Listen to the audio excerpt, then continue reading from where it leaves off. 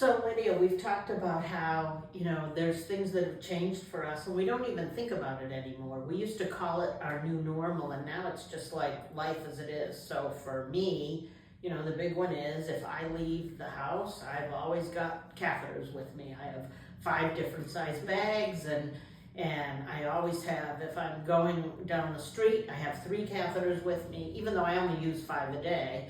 I might have 6 with me, I might have 10 with me, I just have supplies with me all the time.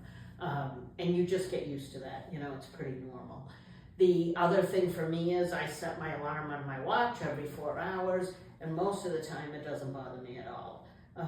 What about you? What are some of the things that you just do now and it doesn't even faze you? As far as catheters, I don't use a catheter to empty daily, but there's always the possibility that there might be a glitch of some kind and I might need a catheter. So if I travel out of town, I have a little bag of catheters, just because to try and find catheters, wherever I might be would be pretty difficult. Other things are just being mindful of the time. I don't have an alarm set because I find that my need to void is not as regular. It's heavily determined by the amount of liquid I take in.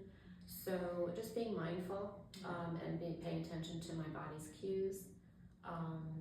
And so we do a lot of long road trips. And so just learned over the years where the nice rest stops are. And we pace ourselves accordingly. So I know, if there's a rest stop coming up in an hour, I can drink freely. And then by the time we get there, I'll be able to use the bathroom. Yeah, another one for me is, I learned this the hard way, I always have a change of clothes if I'm going anywhere outside, my normal daily routine. And when I travel, I have a change of clothes in my, my carry-on, which has all my catheters. And I learned that, not because I leak, but because I was in an airport restroom one time, and the woman next to me asked me to hand her some toilet paper. And without even thinking, I went to hand her toilet paper, and I took my hand off my catheter, and what did it do? It soaked me. And with the potential of leakage, it's like, yeah, you know what? You might have a change of clothes with you. So it's funny how there's just little things that just don't seem like a big deal. Carrying an extra shirt isn't a big deal. Yeah, for nighttime, I will leak on a rare occasion. So if we're traveling, I'll bring pads to wear at night. I won't bring an extra pair of pajamas because there is the potential to leak. I'm off my routine. I might leak more often when I'm away. I don't know. I haven't seen that pattern, but it could happen. So I do bring extra pajamas for travel. Yeah, I know people in the IP community. I drink a lot of coffee. I don't feel like it impacts my pouch. But I know there are people who watch their caffeine or they watch their acidity, orange juice, things like that. Some people feels it impacts them, some people don't. So there are those different things. Do people in your community find that there's different things that might impact or irritate their neo that they might ingest? Yeah, so for function and continence, we've been told that alcohol and caffeine can impact that. People can have a glass of wine for dinner, or if they like to have a couple beers when they're out with their friends, of course they can. For some people, it might not have an impact. For others, they may find that they need to go more often, or maybe they might leak a little. It's all taken into account. Yeah. The other big question we get is swimming.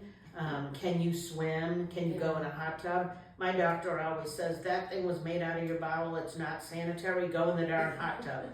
I've never been that big of a hot tub person, but I swim when we travel, and I love a pool, and there's lots of people I know in the Indiana Post community that go in hot tubs and don't have an issue. It's really, how's the water issue on the neo side? I'm a big swimmer. Yeah. And pretty soon after, I would say, not the first summer, I was still a little sorting things out.